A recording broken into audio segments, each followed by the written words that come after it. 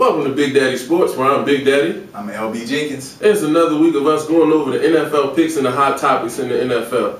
This week we're going to get started with the 0-2 teams in the National Football League. Tell me, is St. Louis in trouble?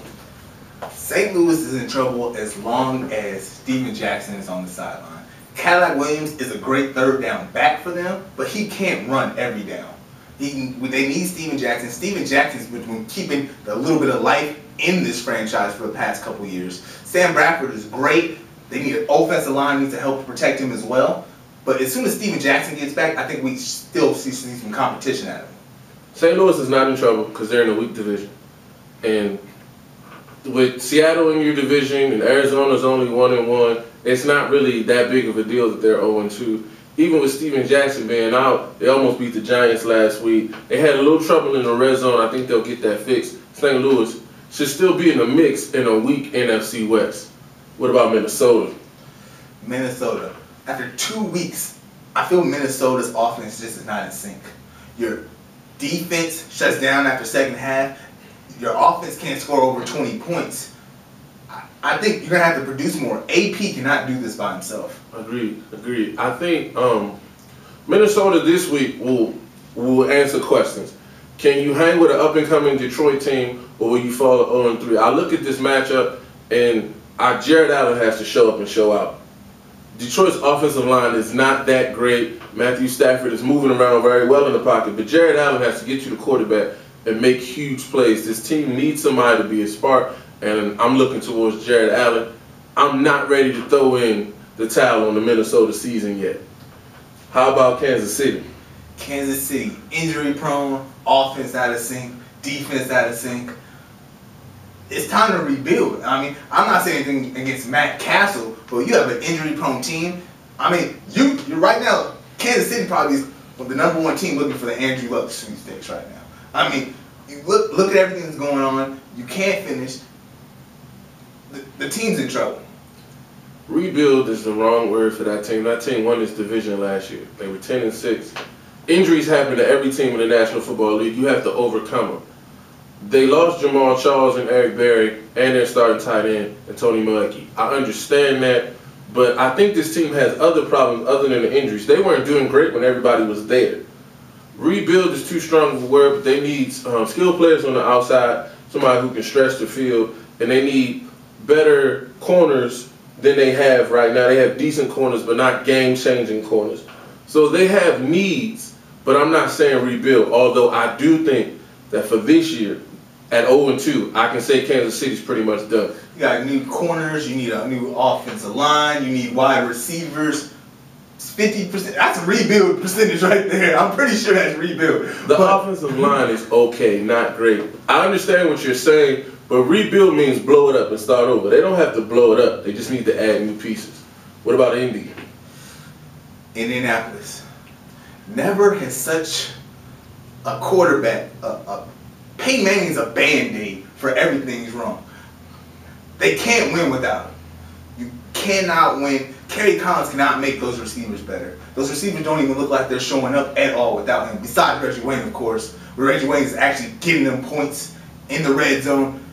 Joseph Adai's trying to run, but his running games, for me, in my opinion, has been mediocre this whole time. 2 to 3 yards. I don't see them winning until Peyton Manning comes back. And Peyton Manning looks like he's off for the season right now. I see them losing the rest of the games. They're not going 0-16. Kerry Collins has struggled.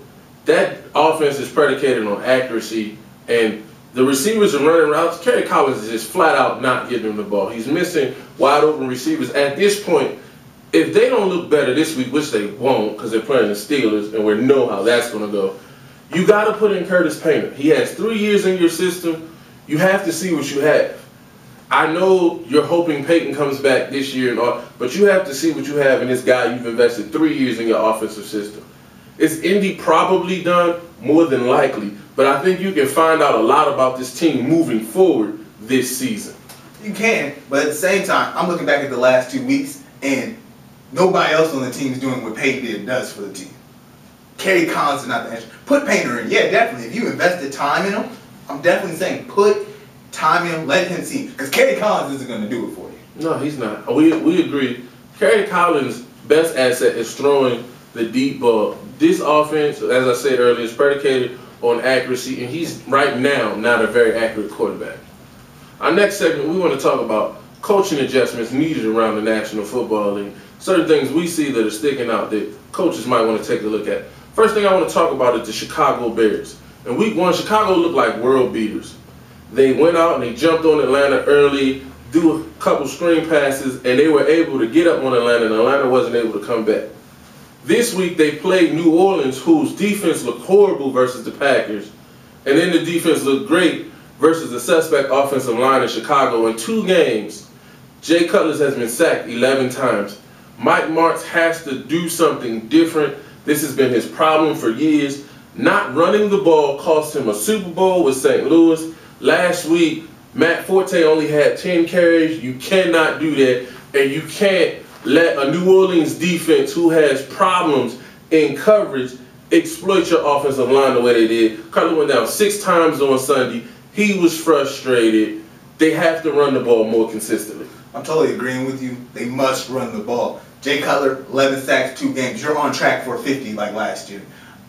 I think offense, even if you're 60% passing, you still have to be 40% rushing. Matt Forte, you're in negotiation talks with him. You're saying he's a good running back. Use him. 10 carries is not going to win you games, especially in the red zone. You can't throw every red zone. It's not a lot of space. Defenses are looking for the easy pick. So we're calling out Mike Martz, telling Mike Martz, you got to run the ball more. Our next coaching adjustment is the Arizona Cardinals. Now, I know it's beginning of the season and it's early, but Arizona has to look at this defense and say, we don't have the talent to run the 3-4. My problem right now with Ken Wisenhunt is when the team was being successful, he was being himself. He wasn't trying to be Pittsburgh West. What he's done since Kurt Warner's retired is tried to be Pittsburgh West. We're going to run the 3-4. We want Beanie Wells to be our Jerome Bettis. Beanie Wells is not Jerome Bettis. He's a far cry, and you don't have the talent to run the 3-4 defense. Jerry Porter is over the hill. Clark Higgins is not making plays. You need to go back to the 4-3. Everyone's talking about how Darnell Dockett is not playing since he got that contract. You switched the defense that caused you to play. When he was making plays, it was in the 4-3. They have to go back to the 4-3. Totally do. And besides defense, let's talk about the offense. You got Larry Fitzgerald. You paid the man. The man deserves the money. I have no problem with that. Can we get some other receivers? Stuckey cost him the game because you can't be a grown man and hold on to a ball. You let Washington, you had a perfect drive, Cole was doing good. Stuckey couldn't hold on to a ball and got stripped. Let's give Larry Fitzgerald some help. Let's give Cole some more help. Okay, the fumble, I understand where you're coming from. You don't want the fumble, but the fumble could happen to anybody. But I do agree that Fitz needs help. Fitz cannot be the only thing on offense, so I totally agree with that. Our next coaching adjustment is Seattle. And Pete Carroll, I loved you in college. You got the best out of USC, and I think you're a quality NFL coach. But the decision to bring in Tavares Jackson has set the franchise back. You have no continuity on offense. The offensive line can't stay healthy, has not been able to play together, so they haven't grown. So I think you really got to decide, what are we going to do on offense? You don't have anything that you say, this is what we go to when we're in trouble. They can't run it consistently. Lord knows they can't throw it. They don't have any packages to utilize their talented players like Leon Washington. Sidney Rice hasn't fit in yet. He's not really healthy. They have questions in Seattle. Can I blow this team up? Can I rebuild this team? You can. The last hope for this is Charlie Whitehurst. And I'm going to be a Charlie Whitehurst advocate until they put him in. Charlie Whitehurst was the closest thing you're going to get to Matt Hasselbeck. It's not Tavares Jackson. I don't know if he rubbed you the wrong way, Pete. I don't put Charlie Whitehurst in because Tavares Jackson is not going to get it done for you. It's hard to say that Charlie Whitehurst is the answer when you've really only seen him a couple of games and he had the one stuff. And I know he put him into the playoffs, and I'm not arguing that he's not better than Tavares. I'm not arguing that. It's just, is he the answer to making that team a playoff team? And I don't know that Charlie Whitehurst is that. I'm not going to say he's a playoff team. For having a respectable rest of the season, Charlie Whitehurst is the answer. You'll see Charlie Whitehurst sooner than later, ladies and gentlemen.